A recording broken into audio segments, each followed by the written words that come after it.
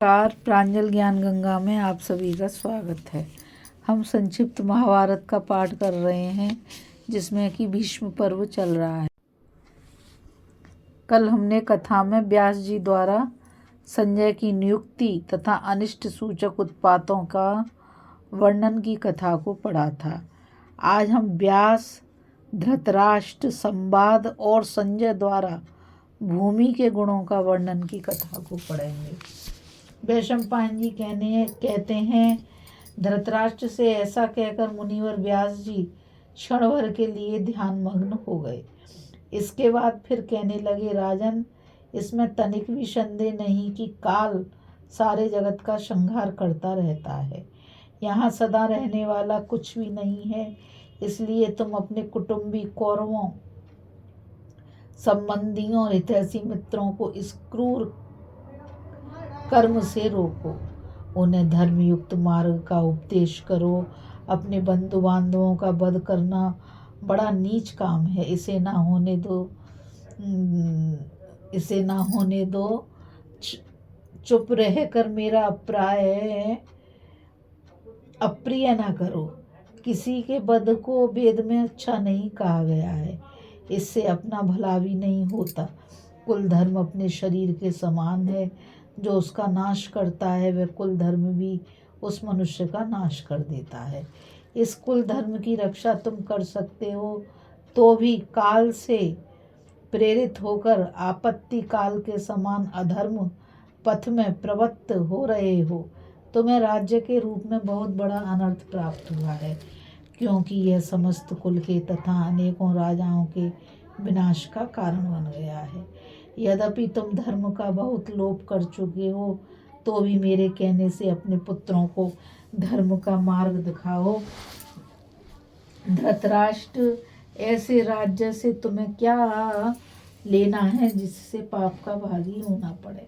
धर्म की रक्षा करने से तुम्हें यश, कीर्ति और स्वर्ग मिलेगा। अब ऐसा करो जिससे पांडव अपना राज्य पा सकें और कौरव भी सुख शांति का अनुभव कर सकें। धृतराष्ट्र ने कहा, तात, सारा संसार स्वार्थ से मोहित हो रहा है। मुझे भी सर्वसाधारण की भांति ही समझिए।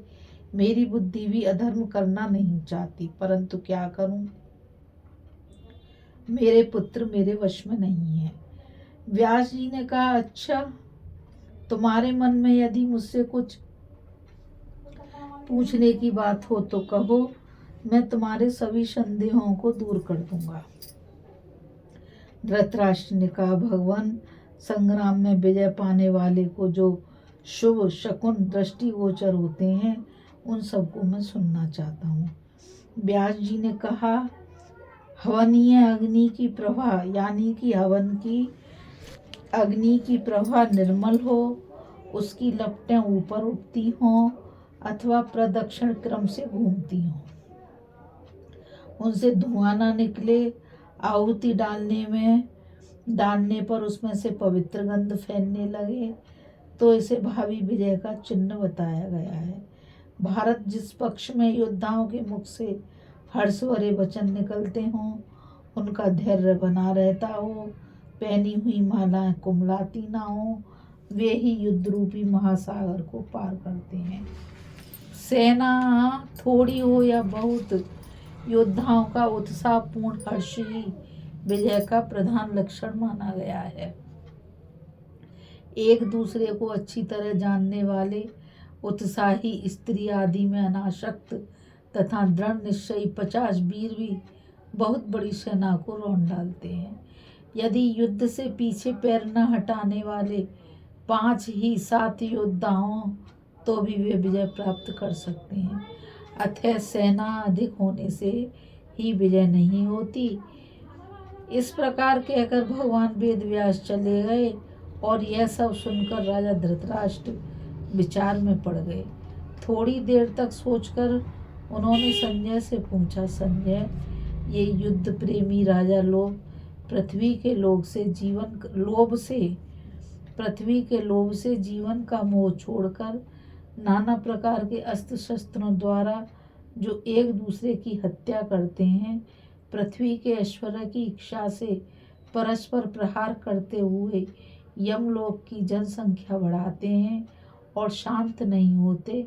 इससे मैं समझता हूँ कि पृथ्वी में बहुत से गुण हैं, तभी तो इसके लिए यह नरसंहार होता है। अतः तुम मुझसे इस पृथ्वी का ही वर्णन करो। संजय बोले, भरत श्रेष्ठ, आपको नमस्कार है। मैं आपकी आज्ञा के अनुसार पृथ्वी के गुणों का वर्णन करता हूँ। ध्यान देकर सुनिए। इस पृथ्वी पर दो प्रकार के प्राणी हैं, चर और अचर। चरों के तीन भेद हैं, अंडज, स्वेदज और जरायुज। इन तीनों में जरायुज श्रेष्ठ है तथा जरायुजों में मनुष्य और पशु प्रधान हैं। इनमें से कुछ ग्रामवासी और कुछ वनवासी होते हैं। ग्रामवासियों में मनुष्य श्रेष्ठ है और वनवासियों में सिंह। अचर या स्थावरों को उभदज भी कहते हैं। इनकी 5 जातियां हैं, वृक्ष, गुल्म, लता, वल्ली और त्वक्षार, बांस आदि। ये तृण जाति के अंतर्गत हैं। यह संपूर्ण जगत इस पृथ्वी पर ही उत्पन्न होता है और इसी में नष्ट हो जाता है। भूमि ही संपूर्ण भूतों की प्रतिष्ठा है। भूमि ही अधिक काल तक स्थिर रहने वाली है। जिसका भूमि पर अधिकार है उसी के वश में संपूर्ण चराचर जगत है। इसलिए इस भूमि में अत्यंत लोभ रखकर सब राजा एक दूसरे का प्राणघात करते हैं। अभी हम कथा में व्यास धृतराष्ट्र संवाद और संजय द्वारा भूमि के गुणों का वर्णन की कथा को पढ़ रहे थे। इस कथा में बस इतना ही।